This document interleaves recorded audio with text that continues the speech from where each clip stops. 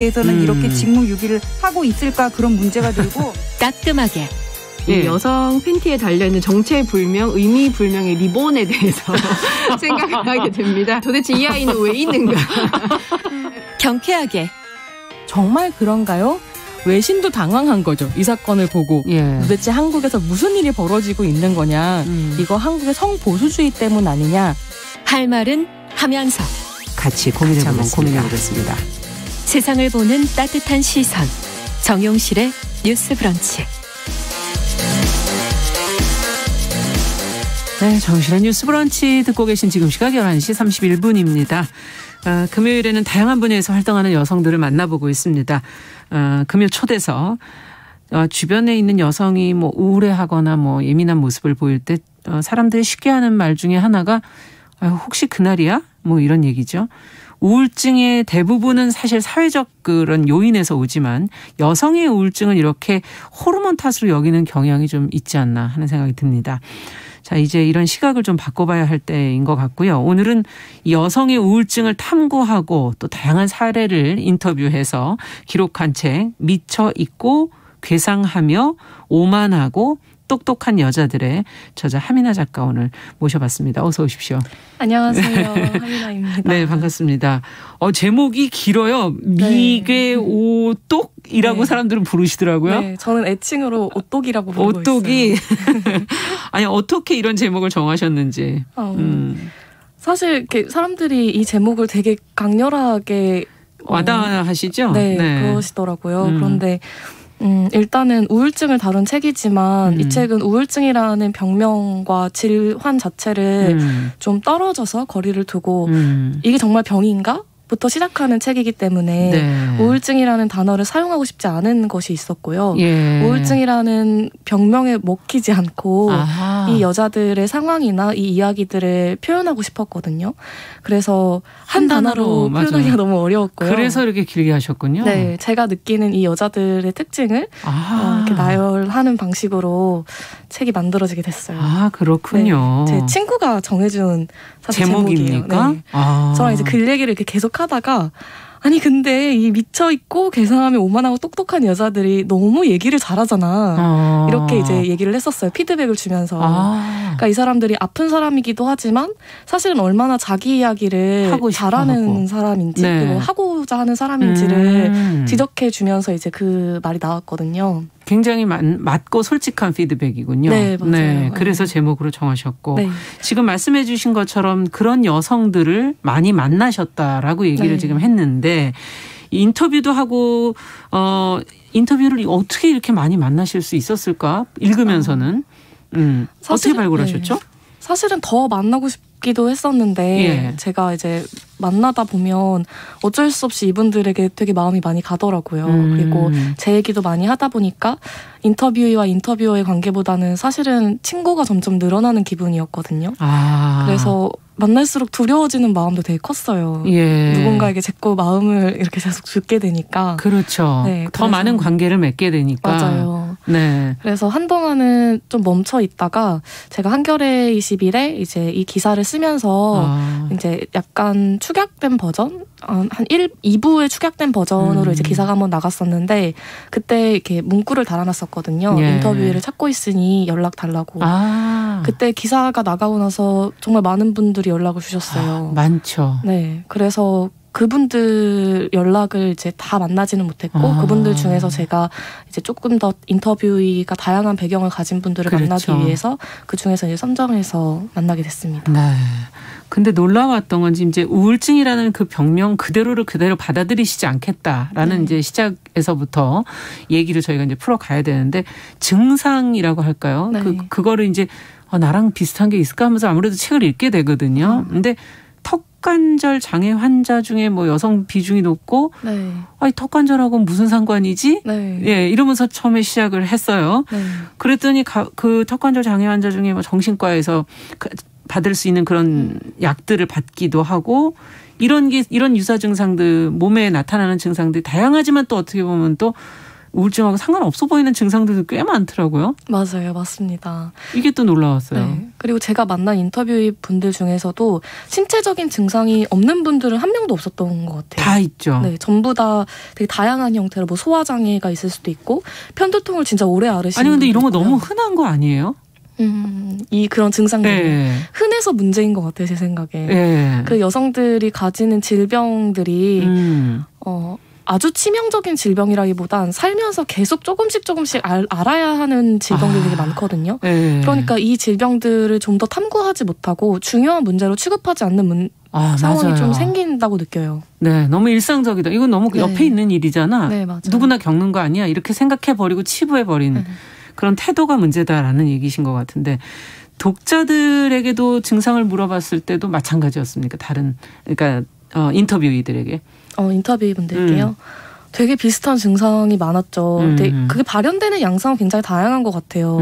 저는 이제 그걸 보면서 어떤 우리가 정신적인 문제와 정신적인 질병과 신체적인 질병이 사실은 그 경계가 굉장히 모호하다는 거를 맞아요. 반복해도 좀 확인하게 됐고요. 네. 뭐 가려움증이라든지 하여튼 워낙에 너무 많았어요. 그리고 그렇군요.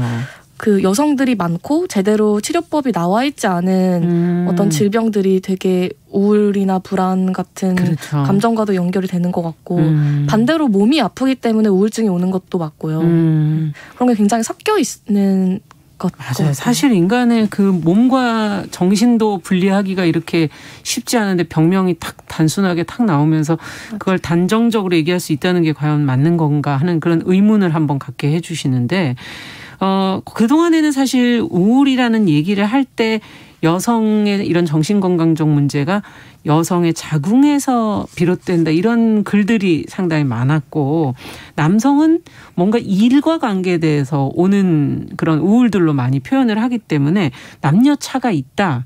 이렇게들 많이들 얘기하잖아요. 네. 여기서는 그렇지 않다라고 네. 지금 얘기하시는 거잖아요. 네, 되게 여러 측면에서 사실 그 문제를 볼 수 있는데요. 우울증은 사실 전 세계 어디서나 연령대와 관계없이 여성이 항상 더 많아요. 항상 1.5배, 2배. 다른 나라도 마찬가지고요. 예. 근데 그걸 되게 여러 측면에서 볼 수 있는데 네. 일단 제가 책에서 소개하고 있는 것은 실제로 여성이 더 우울할 수도 있고 예. 여성이 우울을 더 표현하는 걸 수도 있어요. 그리고 아니면 그 우울증이라는 지식이 만들어지는 그 과정에서 네. 그 증상의 기준 자체가 여성을 더 잘 포섭하도록 만든 것일 수도 있거든요. 있고. 네. 네. 그런 문제가 또 있고요. 그리고 여성이 아플 때 이해하기 어려운 어떤 병적인 증상이나 행동들을 보일 때 그 원인을 자궁에서 찾는 건 굉장히 뿌리 깊은 역사거든요. 거의 이집트 파피루스 이 정도까지 올라가는. 그렇게 올라가요? 네, 정말 멀리 올라가는. 고대부터? 네, 고대까지 올라가는 그런 편견이고요. 저는 그게 되게 이걸 어떻게 찾아내셨습니까? 예, 히스테리아라고 보통 불려요. 그렇죠. 네, 히스테리아라고 이제 여성들 이름 붙일 수 없는 어떤 병을 여성이 겪는 병을 히스테리아라고 되게 통칭한 그게 자궁에 의미가 있는 것이죠. 네, 히스테리아가 이제 히스테라라는 그리스어 네, 자궁을 맞아요. 뜻하는 그리스어에서 왔거든요. 히스테라라는 연구는 굉장히 많죠. 제가 과학사를 전공했는데 과학사 연구에서 이제 히스테리아가 어떤 식으로 계속해서 지식인 사회에서 이해되어 왔는지 된 연구는 아주 많이 잘 되어 있는 편이에요. 그러니까 히스테리아라는 그 증상, 그 병을 지금 현대로는 우울이라든지 이러면서 그 뿌리에서부터 여성의 그 호르몬의 모든 원인이 있다라는 아니면 여성의 자궁의 모든 원인이 있다 이렇게 생각하게 되는 거군요. 그게 되게 변주가 되는 것 같아요. 자궁이라고 했다가 이제 자궁에서 어떤 난소가 되기도 했다가 난소에서 또 다시 여성 호르몬으로 이렇게 되는 거죠.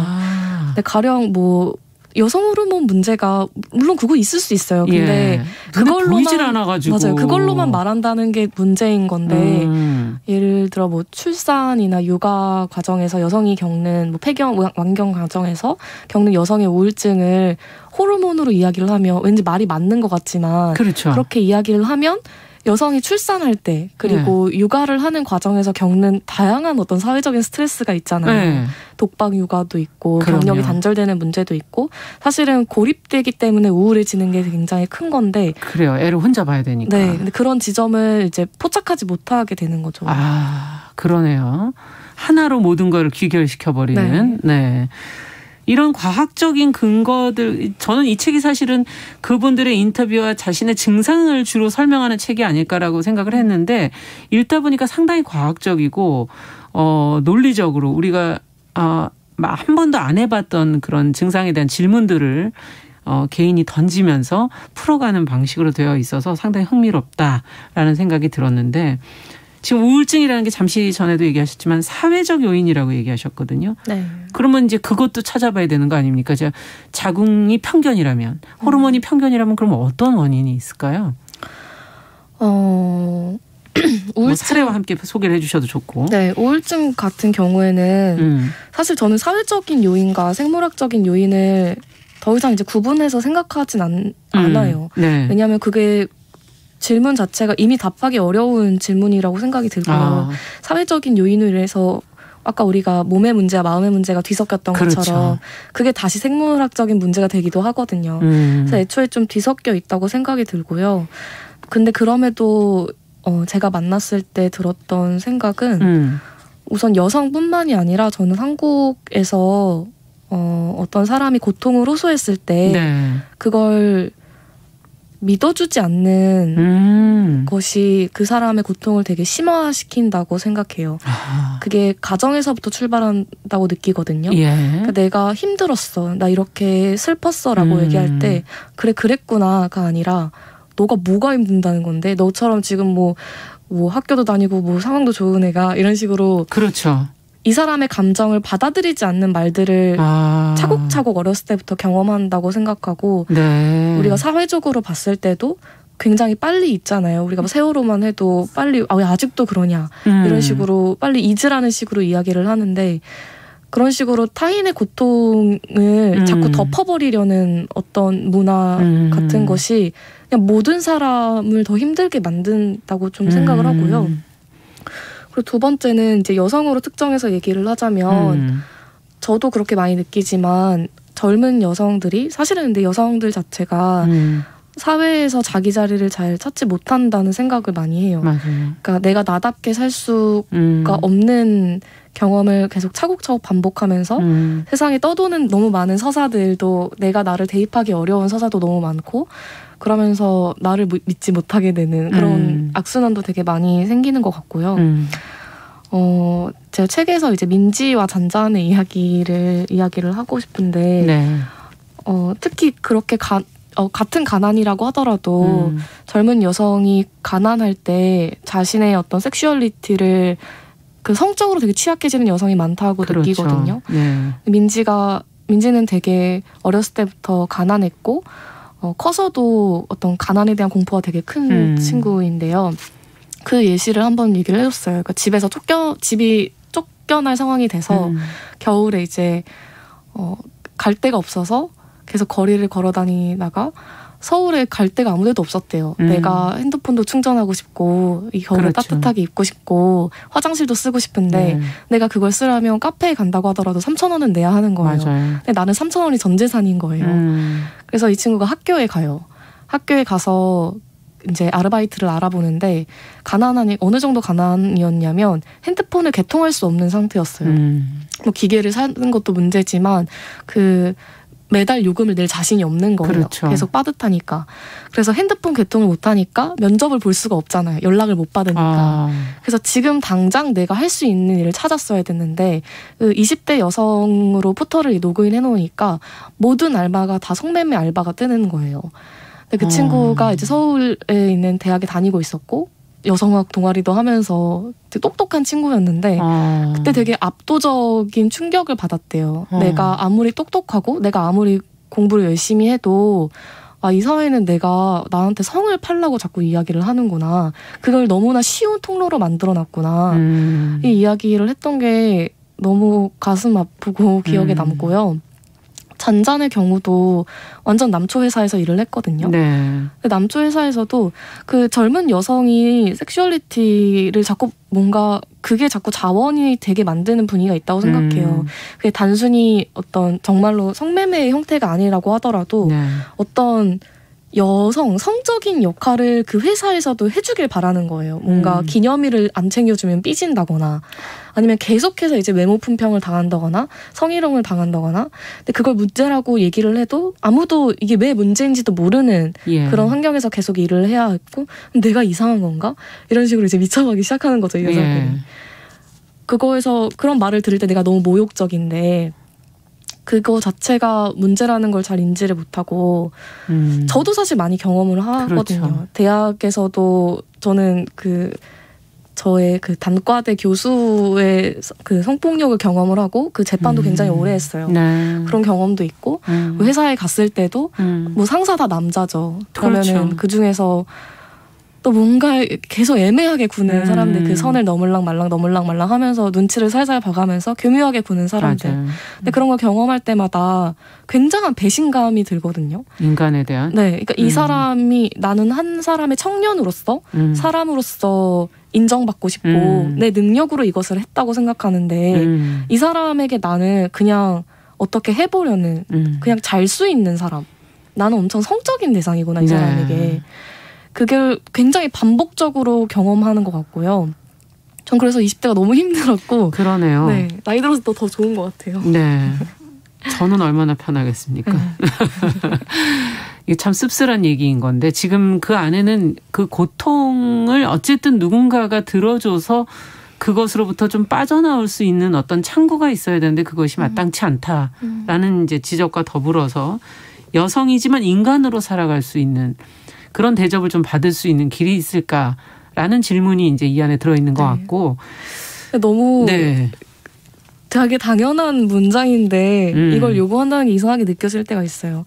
여성도 젊은 여성도 인간으로 살고 싶고 이 사회에서 동등한 시민으로 그렇죠. 지내고 싶어요 라는 게 엄청 당연한 문장인 것인데 그래서 어찌 보면 무기력한 상태로 가는 그런 것을 우울이라고 표현할 수도 있지 않을까. 근데 한편에서는 또 화가 나지 않을까 하는 맞아요. 지금 말씀을 들으면서는 약간 화가 나거든요. 그런 생각도 드는데 제가 인터뷰이들을 만나면서 정말 많이 들었던 얘기가 저는 우울인 줄 알았는데 사실은 분노였어요. 라는 말을 정말 많이 들었거든요. 그리고 이제 제가 너무 좋아하는 장영윤 이제 정신의학과 선생님도 분노가 내면을 향하는 게 우울이라고 말씀을 하시는 거예요. 내면을 향할 때. 그러니까 분노가 바깥을 향하는 것이 아니라 왜냐하면 여성이 어떤 폭력적이거나 제대로 화낼 기회를 잘 못 갖는다고 생각하거든요. 여성도 당연히 폭력적인 성향이 있고 화를 낼 수 있고 공격성을 내보낼 있겠죠. 수 있어요. 근데 그걸 이제 어떻게 건강한 방식으로 내보내냐가 문제인 건데 그거 자체를 허용하지 않는 문화에서 계속해서 사실은 내가 사회에 화가 난 건데 그 화를 못 내니까 그게 되게 내면으로 들어가면서 우울의 형태로 나타났다고 생각을 해요. 그건 예전으로 보면은 뭐 어른들이 결혼 생활에서 뭐 화병하고도 어찌 보면 비슷한 거 아닙니까? 네, 저는 되게 비슷한 맥락이라고 생각해요. 화병이라는 것도. 시대가 이제 바뀌어서 화병은 없어진 줄 알았더니 그것도 아닐 수도 있다는 생각도 들기도 하고 그렇다면 지금 이렇게 우울증을 겪어서 이겨내 가고 있는 그 과정에 있는 분들을 생존자라고 부르시더라고요. 그 이유 작가께서는 어떻게 또 의미를 보고 계시는 건지. 저는 근데 생존자보다도요.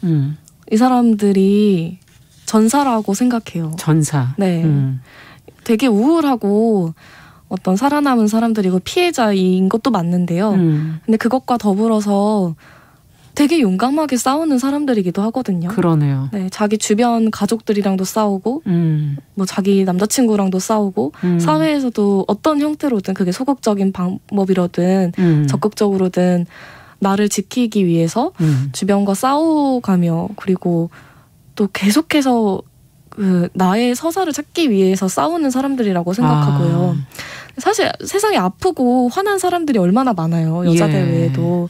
진짜 많지만 저는 그 감정을 느끼는 것 자체보다도 그래서 우리가 결과적으로 무엇을 하느냐가 되게 중요하다고 생각해요. 근데 제가 만난 여자들 중에는 활동가도 정말 많았고 저한테 먼저 인터뷰를 하자고 하신 분들이잖아요. 적극적이네요. 이분들은 어떤 사람은 분노해서 불을 지르거나 누구를 죽이기도 하거든요. 뭐 해외만 봐더라도 뭐 그런 기사 많이 봤죠. 많죠. 예. 열받아서 여자들이 나랑 안 자준다 하고 여자들 싸죽이잖아요. 예. 근데 여자들도 분노가 있어요. 맞아요. 근데 그 분노를 표현하는 방식이 거리에 나가서 바꾸고 시위하고 디지털 성폭력 피해자들 지원하고 저 같은 사람 도와서 인터뷰하고 이렇게 가는 거잖아요. 네. 그래서 저는 전사라고 부르고 싶어요. 예. 그 다른 방식보다는 굉장히 건전한 방식이라는 그쵸. 생각도 들기도 하고 그 감정과 고통을 드러내는 것만으로도 그냥 거기에 빠져서 허우적거리지 않는 것만 해도 이미 어느 정도 살아가려는 의지가 있는 게 아닐까 하는 생각도 들고. 맞아요. 너무 맞습니다. 네, 나의 서사를 찾는다. 인간은 결국 해석이 중요한 거군요. 우울증을 어떻게 바라보고 어떻게 받아들일 것이냐. 맞아요. 그렇다고 생각합니다. 제가 우울증이라는 말을 안 쓰려고 했던 것도 우울증이라는 말이 저의 고통을 설명해주고 해방해주는 면도 있지만 네. 그것도 어쨌든 누군가에 의해 만들어진 특정한 지식일 뿐이지 언제나 다르게 볼 여지가 있잖아요. 네. 그리고 무슨 일을 겪어도 내가 그 일에 나에게 준 예를 들면 저는 이제 내가 조울병 당사자다라고 이제 책에 많이 쓰고 했지만 네. 내가 그게 낙인이 아니라고 생각하고 부끄럽지 않다고 생각하면 그런 일이 되는 그렇죠. 것 같아요. 네. 그래서 항상 해석하기 나름인 것 같고 세상에 나와 맞지 않는 해석이 있다면 그것을 거부하고 나에게 맞는 옷을 잘 찾아갔으면 좋겠어요. 네. 해석을 거부하는 예전에 수전 손탁 책도 떠오르기도 하면서 자 우울증이라는 거 그럼 어떻게 받아들이고 어떻게 해야 될까요? 바라시는 부분이 있다면. 저는 먼저 우울증을 앓는 사람들한테는 우울증이라는 말에 너무 먹히지 마세요. 그러니까 물론 우울증 약을 먹지 말라 이런 말이 전혀 아니고요. 필요한 도움을 다 받으세요. 네. 내 병을 그리고 나의 고통을 치유받기 위해서. 예. 근데 거기에 더불어서 본인이 얼마나 사실은 또 강한 사람이기도 한지를 환자만이 아니라는 걸 아셨으면 좋겠다. 이렇게 중요한 얘기네요. 네. 난 영원히 환자가 되지는 않을 거야. 네. 그냥 필요한 자원만 취하시고 언제나 그 자기 삶의 이야기를 이끌어가는 저자는 자신이라는 거를 항상 생각해 주셨으면 좋겠고요. 네. 그리고 우울증을 앓는 사람을 곁에 둔 사람들께는 이것도 중요한 얘기네요. 네, 이것도 되게 중요한데요. 가장 중요한 건 그 사람의 감정을 부정하지 않는 것이요. 뭐가 아파. 혹은 그건 별로 화낼 일이 아니야. 이런 말들 있죠. 그런 게 사실은 우리 가족 안에서 저는 진짜 많이 된다고 생각해요. 네. 그리고 가장 최악의 반응이 누군가 내 고통을 말했는데 나의 고통으로 응수하는 방식이에요. 그러니까 내가 아프다고 했는데 내가 어렸을 때는 말이야. 이런 식으로. 이거 어디서 많이 들어본 거네요. 내가 어렸을 때는 말이야. 저 사람을 봐 이런 식으로 다른 사람의 이렇게 고통을 비교하면서 가는 게 가장 안 좋다고 생각하거든요. 네, 그래서 왜냐면 감정이 오는 건 어쩔 수 없거든요. 그렇죠. 그건 잘못된 것도 아니고. 맞아요. 그래서 그걸 일단은 수용하는 게 가장 중요하고 이것만 돼도 사실은 마음이 많이 괜찮아져요. 맞아요. 다른 뭔가를 하지 않더라도. 거기에 덧붙여서 뭔가를 안 주더라도. 네. 아마 그 고통을 줄여주기 위해서 의도하신 바일 수 있다는 선의의 해석은 해보겠지만 그러나 일단은 급한 사람의 불을 먼저 꺼주는. 저도 그렇게 생각하거든요. 그러니까 뭐가 힘들어 이런 이야기를 하시는 분들도 나쁜 의도에서 한 말이 아니라 그냥 자기가 생각했을 땐 그게 해결책이라고 생각을 하는 거죠. 도와주는 방법이라고 생각을 하고. 그래서 그만큼 이렇게 우리가 사랑을 표현하는 거는 마음만 있으면 되는 게 아니라 표현하는 법을 배워야 되는 것 같아요. 그래서 저도 이런 방식들을 상담 선생님한테 물어보면서 계속 배우는 거거든요. 어떻게 하면 되는지. 제가 인터뷰할 때 이런 경험이 있으면 선생님 어떻게 해야 돼요? 이걸 계속 물어보는데 결국 그 핵심은 그거였어요. 수용해 주는 거. 감정을. 받아들여라. 그 본인도 책을 준비하시면서도 개인적으로는 변화가 많으셨다고요. 예전과 어떤 점이 달라지셨고 변화하셨습니까? 저는 책을 모르겠어요. 아직도 지켜보고 있는데요. 많이 달라진 것 같은데 그 출간을 하고 이후의 반응을 보면서도 사람들이 리뷰를 올려주시고 그래서 제가 너무 정말 열심히 찾아보거든요. 네. 쑥스럽지만. 근데 올렸다가 되게 황급히 지워지는 리뷰들도 사실 많이 봐요. 그래요? 네, 그러니까 책을 읽고 자기 이야기가 하고 싶어져서 썼다가 네, 구구절절 올렸다가 이제 걱정이 돼서 나중에 다음날 아침에 지우는 그런 리뷰들도 제가 다 봐버린답니다. 그걸 보는데 그런 거 보면 제가 너무 책을 통해서 하고 싶었던 건 이미 다 이뤘다는 생각이 들고요.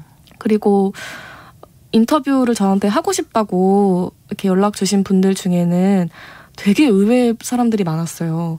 그러니까 겉으로 보기에는 엄청 행복한 삶을 살 거라고 사람들이 흔히 생각하는 정말 다 가진 것 같고 너무 밝아 보였고 어떤 고통이나 슬픔 전혀 그렇지 않아 보이는 사람들이 연락을 주는 경우가 많았거든요. 그래서 그런 걸 보면서 저는 이제 어쨌든 이 우울증을 겪는 여자들의 고통을 말하기 위해 썼지만 사람들이 살아가면서 되게 불행할 거라고 생각하는 환경에서도 사실은 좀 행복하게 살 수도 있고 그렇죠. 되게 행복한 삶을 살 거라고 생각하는 사람도 꼭 그런 건 아니죠. 꼭 그런 건 아니지만 다른 사람은 모르는 어떤 고통이 있구나. 그래서 겉으로 보는 것과는 정말 다른 삶을 산다는 걸 그 사람들은 진짜 잘 속인다는 걸 자기의 고통을 그렇죠. 그걸 많이 좀 알게 됐어요. 네. 인생에 대해서 굉장히 깊은 생각을 하시는 단계까지 간 것 같고 끝으로 응원의 말씀 이 책을 읽으시는 분들에게 한 말씀 한 10초 안에 끝내주셔야겠습니다.